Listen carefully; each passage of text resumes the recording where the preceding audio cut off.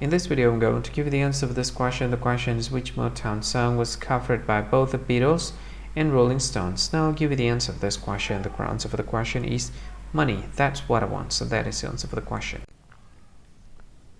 Hi, thank you so much for watching this video.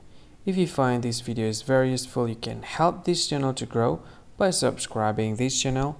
Please this subscribe button and don't forget to like this video.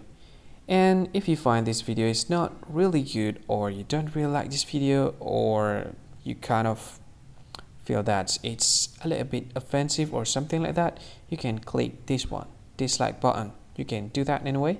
And if you want to share this video with your friend, you can share it by clicking this share button, and you can share it to any social media that you wish that is currently available at this time, like Facebook, Twitter, LinkedIn, and many others, right?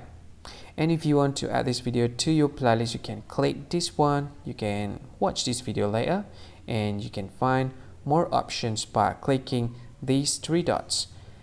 And yeah, don't forget to subscribe. I think that's all of it. Thank you so much for watching this video, and see you again in another video. Bye bye. See you again.